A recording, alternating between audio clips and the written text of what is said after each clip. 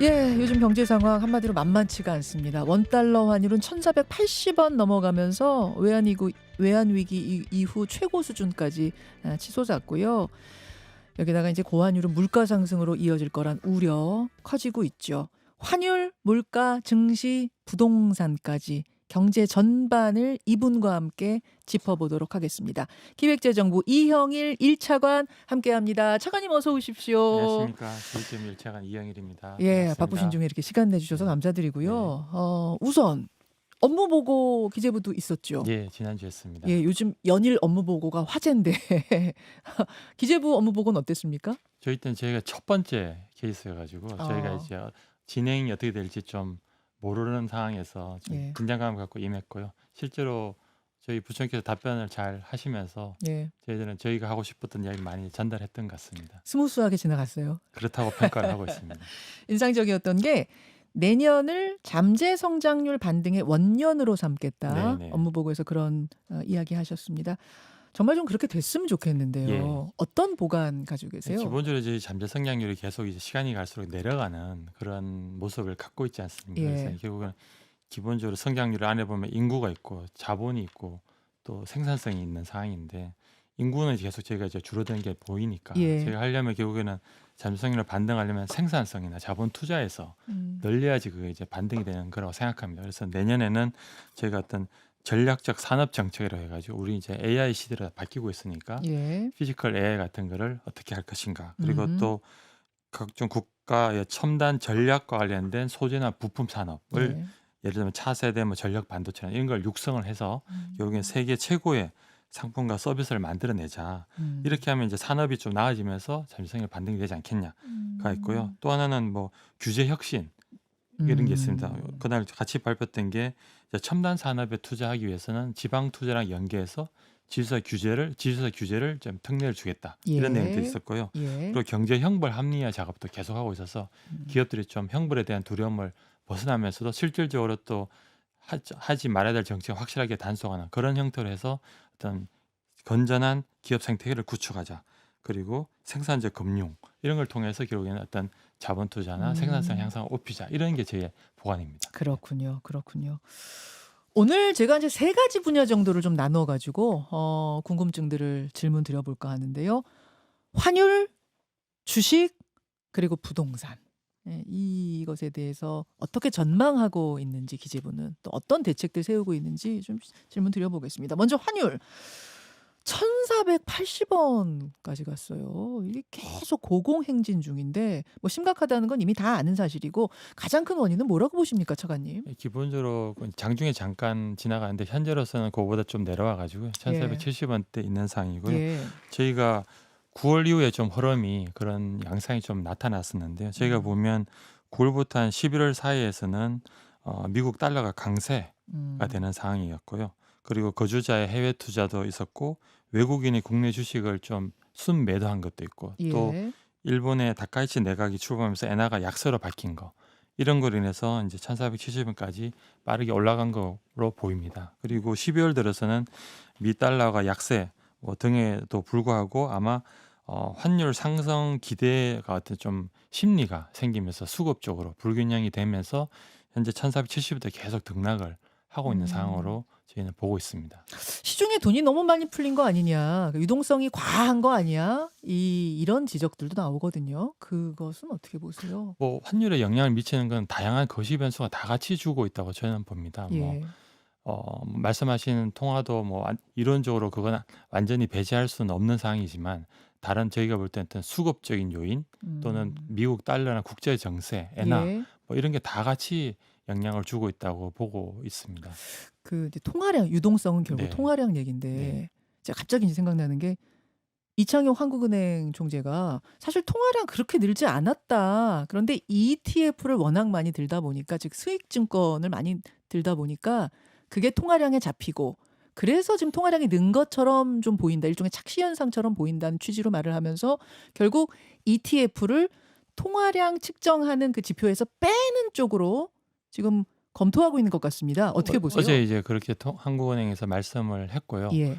저희도 이제 들어 알아본 상황에서는 기본적으로 통화가 들어가려면 가치가 이제 일정해야 된다. 그게 통화니까요. 그러니까 예. 가치의 변동이 심하게 움직이는 경우에는 그 국제 글로벌 기준에 따라서도 통화에 넣지 않는다라고 알고 어. 있고, 그래서 다른 아. 나라도 가격이 급변하는 그냥 통화라고 빼는 걸로 저희들은 알고 있습니다. 아 그래요? 그럼 예, 그런 차원에서 예. 이제 예를 들면 주식형 펀드라든지 ETF 같은 건 가격의 변화가 크니, 그러면 예전엔 넣었었는데 처음에 할 때 그 당시에는 통화 체계를 바꿀 때는 아마 네. 그게 비중이 크지 않았고 예. 굳이 이거를 구분해서 할 정도인가 했는데, 지금 워낙 양이 많이 늘다 보니까 ETF 많이 드시죠? 이 부분, 예, 그 부분이 과연 통화인가라는 부분에서 한번 살펴본 게 아닌가, 저는 그렇게 이해하고 있습니다. 동의를 하십니까 기재부도? 기본적으로 통화 지표 체계는 예. 한국은행에서 전담하는 업무라고 저는 생각하고 있고, 예. 국제 기준도 그렇다면 저희는 뭐 이해할 수 예. 있다고 보고 그 있습니다. 여태까지는 계속 ETF를 통화량 측정에 넣었다가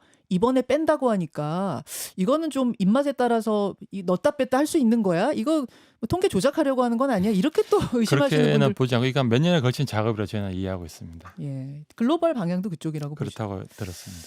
알겠습니다. 이제 새해에는 어떻게 될 거냐, 이 고환율을 좀 잡을 수 있을 것이냐 많이들 걱정하시는데요. 어떻게 예견하십니까? 기본적으로 환율을 예측하는 거는 굉장히 어려운 일이고요. 쉽지 않다고 저는 생각하고, 특히 물론이죠. 외환 당국자로서 어떤 여러 가지 시장에 미치는 영향을 감안할 때 그 방향성에 대해서 이야기는 저희는 쉽지 않다, 가급적 상응하는 게 맞다라고 생각은 하고요. 다만 현재 원화 약세는 좀 우리 경제 펀더멘탈에 비해서 좀 과도하게 벌어진 거 아니냐라고 생각해서 시장을 좀 엄중하게 보고 있다, 이렇게 이해해 주시면 좋겠습니다. 1,500원 돌파되는 상황도 가정하고 대비는 하고 계세요? 그런 부분은 제가 좀 굉장히 답변을 신중하게 아끼는 게 예. 저희들은 맞다고 생각하고요.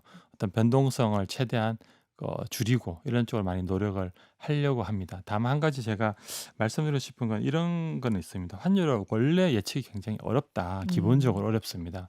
근데 지금 현재 시장에 있는 많은 참가자들이 환율에 대해서 어떤 방향성을 잡고 어떤 쏠림 현상이 저희들이 있다고 지금 보고 있습니다. 쉽게 말하자면은 근데 올릴 거다고 생각하니까 다들 더 좀 뭐 산다든지 예, 가지고 있는 걸 안 예. 푼다든지. 예, 근데 이래 되면 저희가 볼 때 우리나라 모든 참가자들이 동일한 방향성으로 환을 오픈하고 들어가고 있거든요. 쉽게 말해서 환 리스크 관리를 좀 접어두고 계십니다. 원래 환율에 대해서는 환 리스크 관리를 하시는 게 맞는 거거든요. 그런 측면에서 보면 만약에 저희가 예상은 못하지만 환율의 방향이 바뀐다면 음.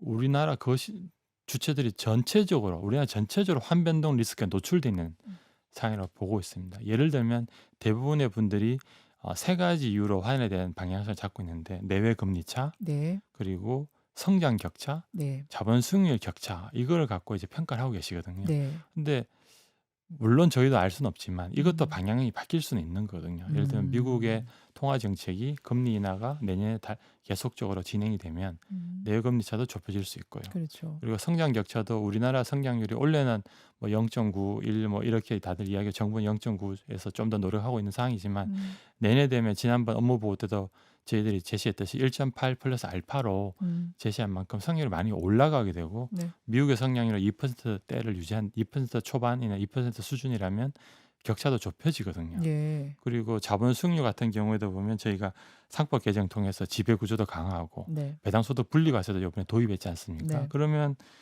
또 알 수 없는 상황이 되거든요. 음. 그리고 내년에 윗비 자금도 제가 예정이 되고 있지 않습니까? 이게 저는 환에 대해서는 어떠한 예단을 쉽게 하는 거는 좀 조심스럽다. 그런 의미에서 리스크 관리는 하고 가시는 게 맞지 않나. 이 말씀은 네. 이러다가 어느 날 훅 떨어질 수도 있습니다, 여러분. 그 말씀이시네요? 예단은 못합니다. 예단은 못하지만 예. 그럴 수 있으니 예를 들면 해지를 한다든지 예, 이렇게 하시는 게 예. 좀 더 바람직한 투자의 모습이 아닐까. 그냥 아주 원론적인 네. 얘기 하시는 거예요? 아니면은 진짜로 고환율이 뉴노멀이다란 말은 아닙니다, 이 얘기를 하시는 거예요? 제가 처음에 말씀드린 환율은 예측하기가 어렵습니다. 이게 네. 어떤 방향성을 이야기를 갖고 있는 건 아니고, 제가 말씀드린 건 우리나라 음. 전체적으로 투자자들이 환 리스크에 오픈돼 있다, 노출돼 있다, 그 말씀을 드린 겁니다.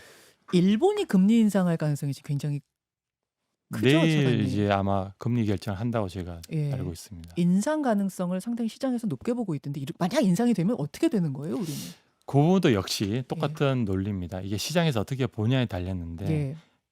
기본적으로는 이제 금리가 올라가니 엔화가 강세가지 않겠냐라는 게 일반적인 시각인데 또 이게 여러 가지 우려 사항을 갖고 있다 보니 또 기본적으로 일본의 재정 정책도 또 있고 해서 방향이 평가가 내일 어떻게 될지 모르겠습니다만은 뭐 대체로 일단 시장에서 보는 경우는 강세 아닌가라고 엔화가 그렇게 예측은 하는 걸로 저희들도 알고 있고 내일도 저희도 시장을 유심히 관찰하고 모니터링할 계획입니다.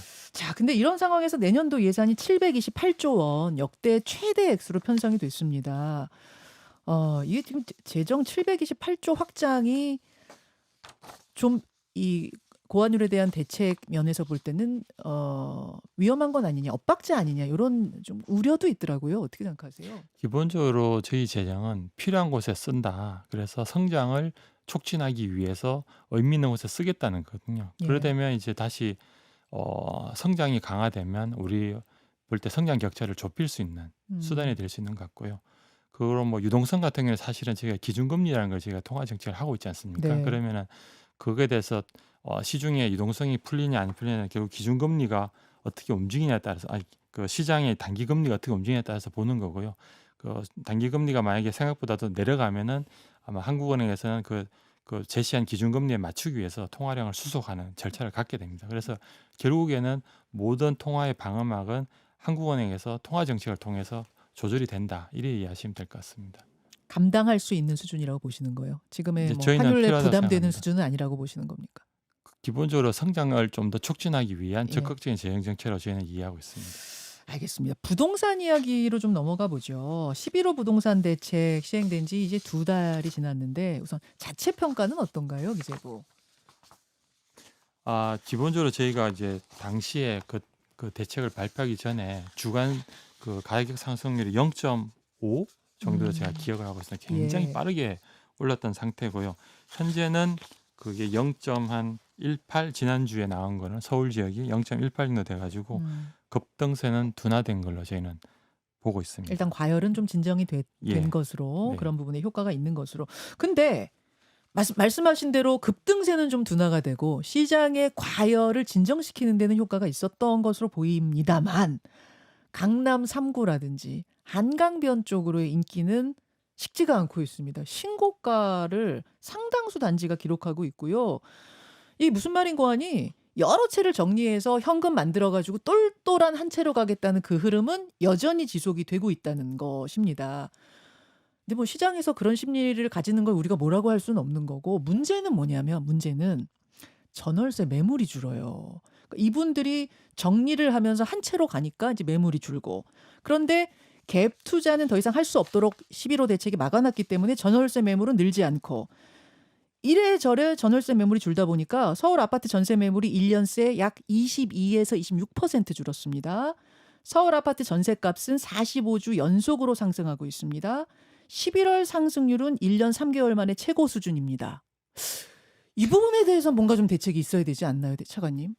기본적으로 이제 저희가 주택 정책을 하면서 요번에 이제 11호 대책에 대해서는 저희가 공급을 추가로 대책을 마련해야겠다. 그래야지 결국에는 주택 시장이 안정이 된다. 이 생각을 갖고 있고요. 공급이요? 그래서 그렇습니다. 그래서 보다 이제 근본적인 이제 부동산 시장 안정을 위해서는 결국에는 수급을 맞춰야 되는 거고 네. 공급을 늘려야 되는 거고 그래서 국토부랑 함께 정부처가 정말 열심히 지금 주택 공급을 어떻게 할 것인가에 예. 대해서 노력을 하고 있습니다. 그래서 좀 신뢰를 받을 수 있는 공급대가 될 수 있도록 최대한 노력을 하고 있다는 말씀을 드리고요.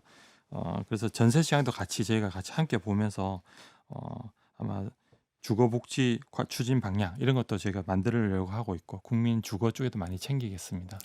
공급 그쵸. 네. 사람들이 살고 싶어하는 네. 곳에 공급이 늘어야 결국은 그래야 잡힐 것이다. 이거 규제만 한다고 제한만 한다고 값이 안정되지 않을 거야. 이건 우리가 경험으로 알고 있잖아요. 맞습니다. 과거 수차례 네. 경험을 통해서. 근데 문제는 자 아파트 나와라 뚝딱 하면 아파트가 나오는 게 아닌 상황. 그렇습니다. 공급이라는 게 이게 시간이 걸리잖아요. 맞습니다. 네.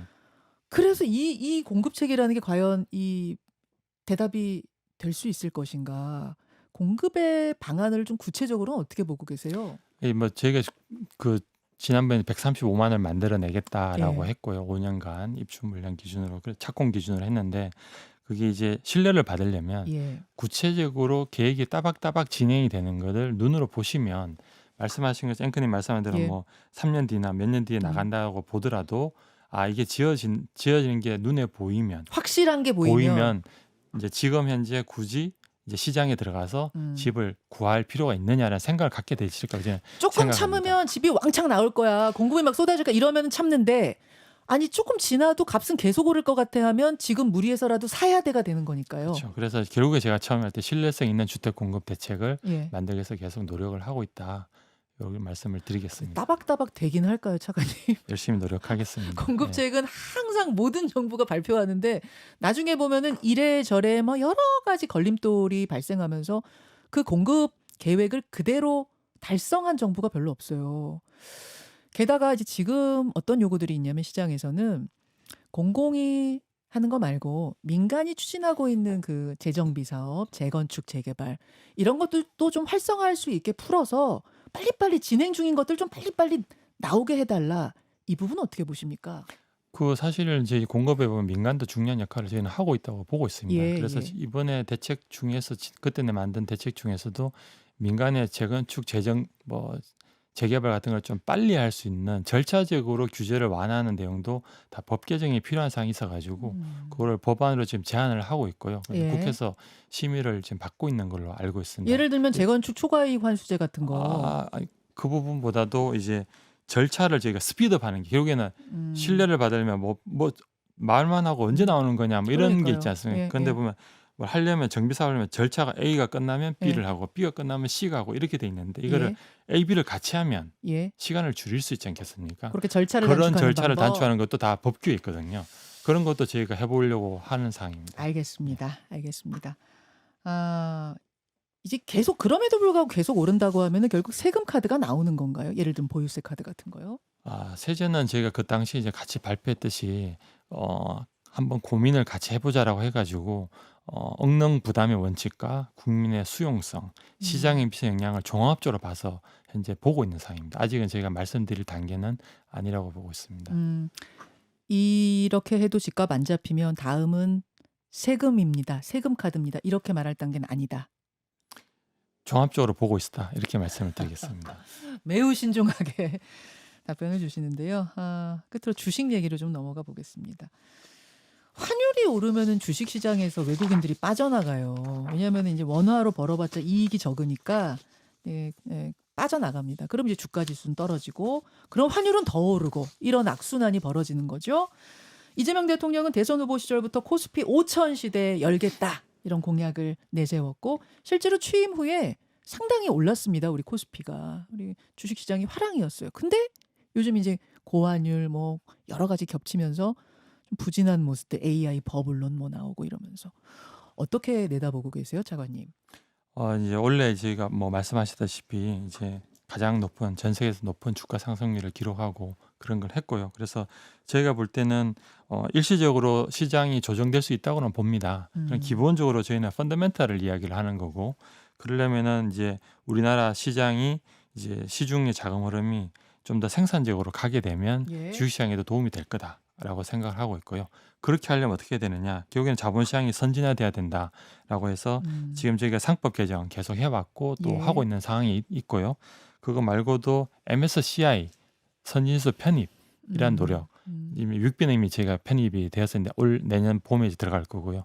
MSCI에 대해서도 제가 선진수 편입을 하기 위해서 노력을 중에 있다는 말씀을 드리고요. 그리고 뭐 아까 제가 말씀드렸듯이 배당 소득에 대한 분리과세 도입했고 네. 또 이번 업무 보고 때 저희도 말씀을 드렸는데 국내 주식에 대해서 장기적인 투자를 하면 어떤 세상의 인센티브를 드리려고 현재 검토를 하고 있습니다.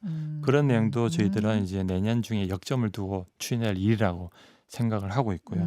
그것 말고도 이번 주에 국민성장펀드 출범하면서 내년에 30조를 해서 AI나 모빌리티 이런 쪽에 투자하겠다라고 했지 않습니까? 이런 건 다 결국에 우리의 기본적인 경제 체질, 기업의 성장을 통해서 자본시장으로 환류될 거라고 저희는 보고 있습니다. 결국은 체질 개선. 그렇습니다. 네, 예, 그게 결국에는 바탕이 돼야 예. 된다 이런 말. 예, 그러면은 코스피 5천 사실은 꿈 같은 지수인데 이게 이재명 정부 임기 내에 달성된다라고 보십니까? 저희는 코스피 5천에 달성될 수 있도록 정책적 지원을 최대한 노력을 하겠습니다. 예, 무엇보다 지금 제가 댓글창을 쭉 보고 있는데 국민들의 가장 큰 걱정은 고환율인 것 같습니다. 네, 예, 맞습니다. 이래저래 환율 걱정이 가장 크시니까요. 그 부분에 대해서 기재부가 좀 단단히 예, 정책 마련해 주시고 안정화 대책들 실효 있게 거둘 수 예. 있게 노력해 예. 주시기를 사실 부탁드립니다. 오늘도 저기 좀 오전 중에 되면은 예. 외화 자금 시장의 달러 이동성이 좀 늘어날 수 있도록 국내 금융회사나 수출 기업이나 우리나라에 진출한 외국 기업들에 대한 규제를 좀 완화하는 것도 현재 고민하고 있는데 아마 조만간 오늘 안에 발표할 수 있지 않을까 생각합니다. 알겠습니다. 지켜보겠습니다. 네. 차관님 고맙습니다. 감사합니다. 김현정의 뉴스쇼는 시청자 여러분의 참여를 기다립니다. 구독과 좋아요, 댓글 잊지 않으셨죠? 알림 설정을 해두시면 평일 아침 7시 10분 실시간 라이브도 참여하실 수 있습니다.